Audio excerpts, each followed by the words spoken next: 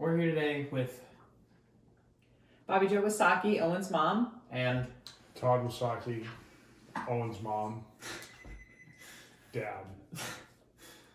and we're going to be discussing which of the 5 philosophies of education is going to be the greatest of all time. Going in the Hall of Fame this year. Now, I think it's really a toss-up between existentialism and social reconstructionism on them. But existentialism and progressivism are just so similar to each other. It's hard to pick one of them over the other one. If you don't mind me interjecting, I would say, Owen, Okay. for me, social reconstructivism is the most important because we're talking about social change, movement, stuff like that. I get existentialism and feeling yourself and understanding where you are, living true to yourself. However, I feel like enacting change for others is even more important than that. So that's why I'm going to land on social reconstructivism for me. What do you think, Todd? Well, I like to learn by doing or hands-on. So I think that existentialism is maybe a way to go. Just because Valid. This is, kind of use we'll go back to the Boy Scouts of America, and we use a little edge technique where we explain, we demonstrate, and we guide people, and they learn their tasks and they build from there. And the more they do, the more they learn. Right. I think one thing we can all agree on is that essentialism is kind of boring. No one really wants to sit there in a class and just learn basic core principles. That's old rote learning. Even though they're important, it's no student, no one's going to want to enjoy that. Well, it's good if you want to catch up on some Not sleep, 21st century. Just, Right. have a little nap in the background. You're hilarious, yes. Right. Perennialism, obviously important, but I wouldn't say it's one of the star players. Obviously the great books and classic ideas, they're important to bettering us future wise, but I think social reconstructionism definitely does it better in that department there.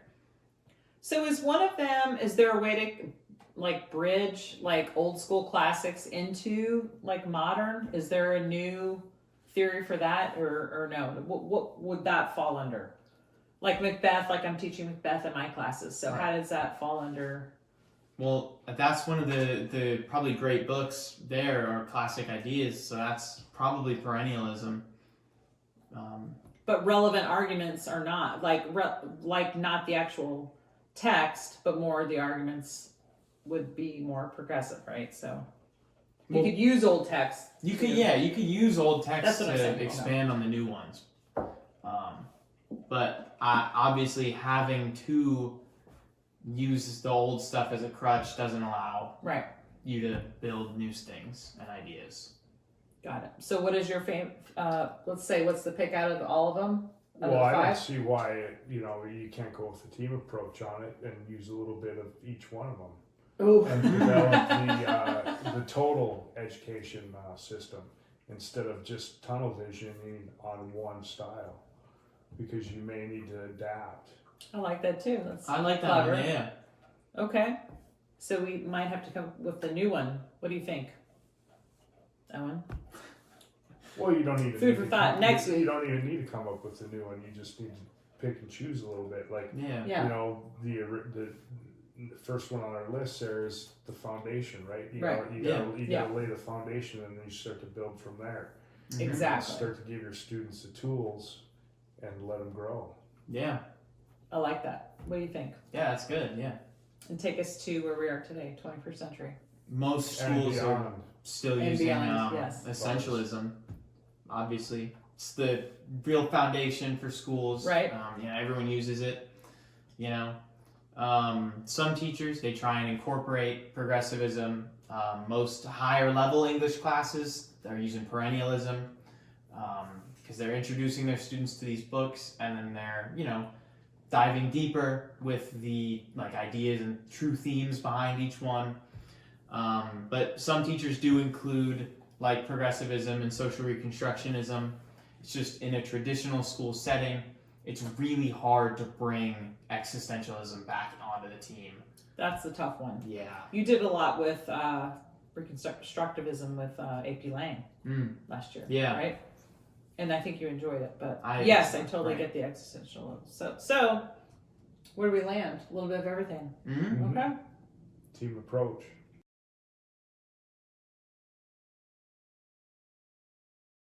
I'm Owen Wisocki. We surveyed 100 teachers to see how they make their classrooms truly inclusive to every student. Today I'm joined by Bobby Jo Wisocki, Owen's mother. and Todd Wisocki, Owen's dad. and we're going to be going over these different things teachers do.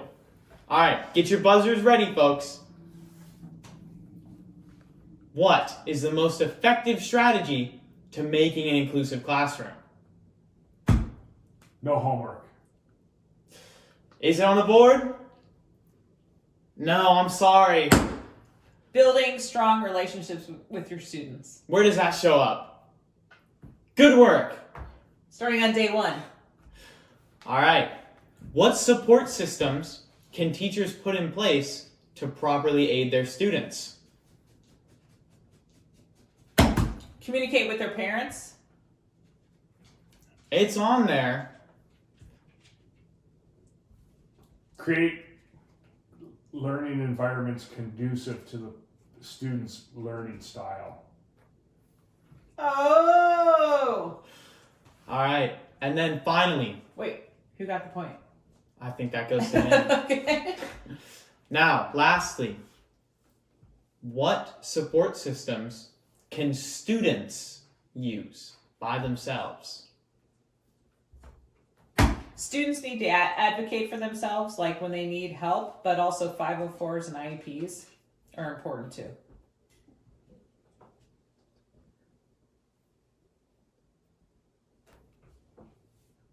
You got something? What can they do to advocate for themselves? What can they do to make their own support system?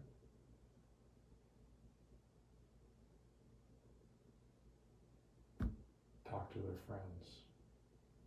I'm sorry, this one's going to have to go to mom on this. Ultimately, kids have to use the systems in place to advocate for themselves to achieve success, right? So Right. we help them put those systems into place.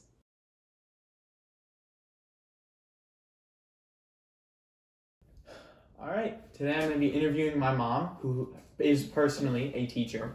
However, she became a teacher at a much different time than we will become teachers. So, what did you have to do personally to become a teacher?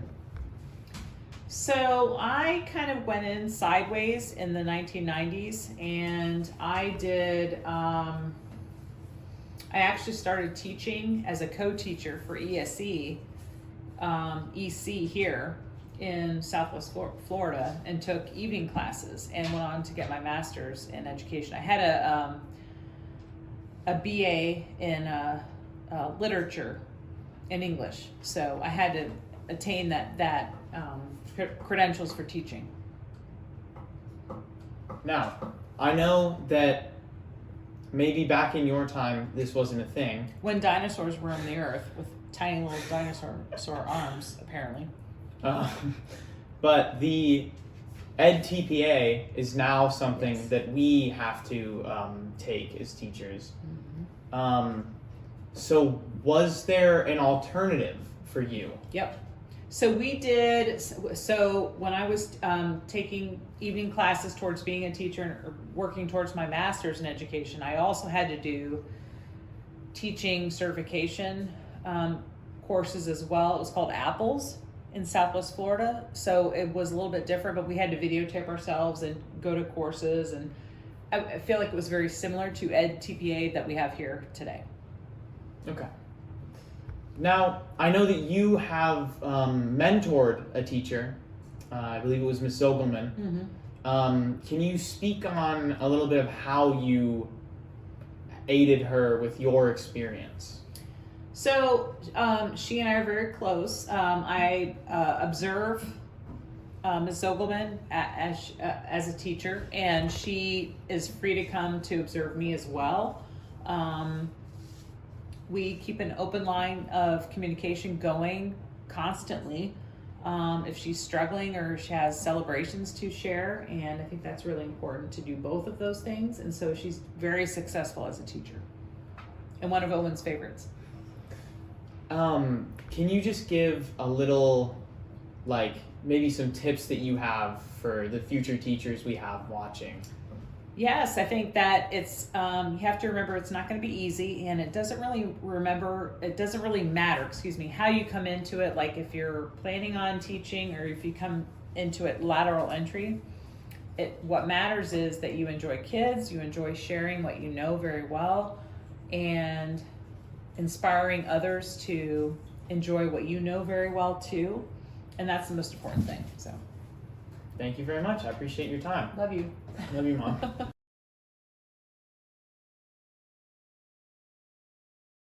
Okay. Today, I'm joined by TaaP Wisocki, Owen's dad. Anne, Bobby Joe Wisocki, Owen's mother. and we're going to be discussing 3 United States.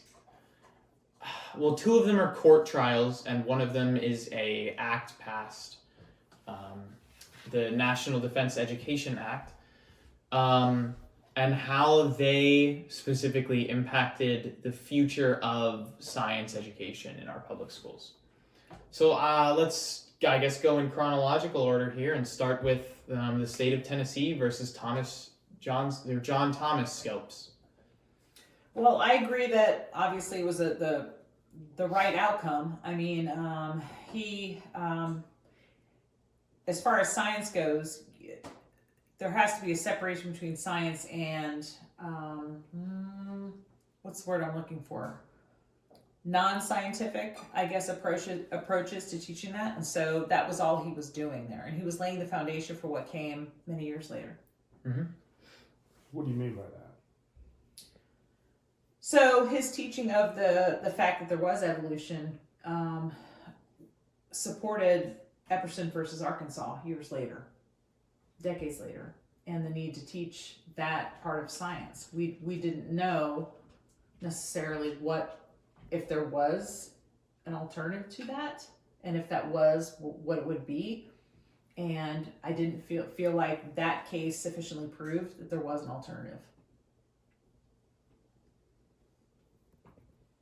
Specifically, the Tennessee Butler Act made it illegal to teach any theory that denied specifically divine creation from the Bible.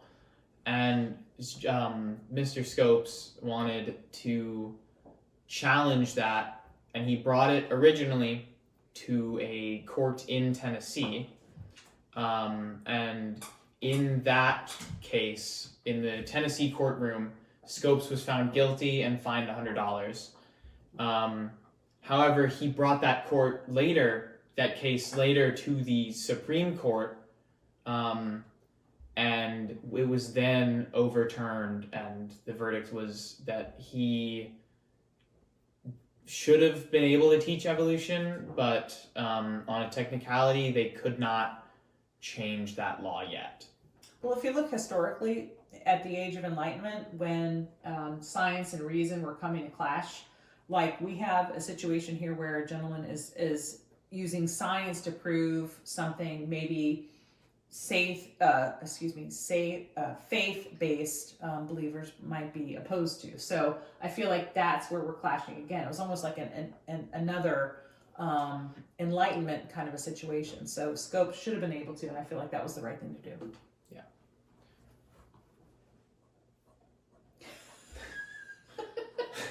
All right, moving on. Again, chronologically here, the National Defense Education Act of 1958 was a large act that was passed after the Soviet launched Sputnik into space, because we were in the space race, and so the U.S. government wanted the current American students to become their future NASA engineers. So they dumped all this money directly into science, technology, and engineering for current students, so that they could better understand how to get these astronauts into space and onto the moon. So it's Very well said. the birth of STEM program. Yeah. Yes, exactly. Nice. Yeah. Mm-hmm. Very well said. Good. Yeah. So what, we agree with that? Like that's a thing that has a long-lasting effect on us today. Like STEM is a huge push in American education today, and I feel like it should continue to be so. Yeah, I think this act definitely allowed more students to get into all of these engineering fields, these super technical like fields. It pushed more students to colleges because obviously NASA, they're not really going to hire a non-engineering degree student to be an engineer for a team putting a person on the moon. So I believe that it affected students back then and continues to, as we move forward with education, affect students. So all of these developments, like going back to scopes, NDEA, Epperson versus Arkansas, all of these different cases and programs have Help advance education in the Yes. United States. they have positively affected education. So for Epperson versus Arkansas of 1968, it was Arkansas had a law where they made it illegal to teach evolution or use a textbook that taught evolution. And a woman, Susan Epperson, who was a biology teacher in Arkansas, was in a position where her job required her to use a textbook that did teach evolution, creating a direct conflict with that state law. So the Supreme Court, in a 9-0 decision, deemed that the law was unconstitutional and that Susan Epperson should be allowed to teach evolution in her school.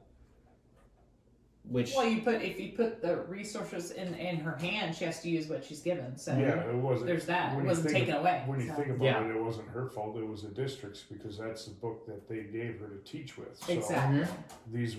This was her tool. She just happened to be the one who was using. Yeah, so the district and the state maybe overlooked that, but it all worked out because today we're seeing some serious advancements in STEM. yeah. Students today are still learning evolution. So what did they do with the book? Let her use it, I would guess. Probably. But it was basically a continuation of the Scopes monkey trial, because it was again another teacher trying to teach evolution. However, this one she brought to the Supreme Court and it was not overturned on a technicality. And obviously in a 9-0 decision, most That is people- significant. Yeah, I feel like, yeah. Okay. Thank you for having us. Yeah, of course. Thanks for your time. Cool.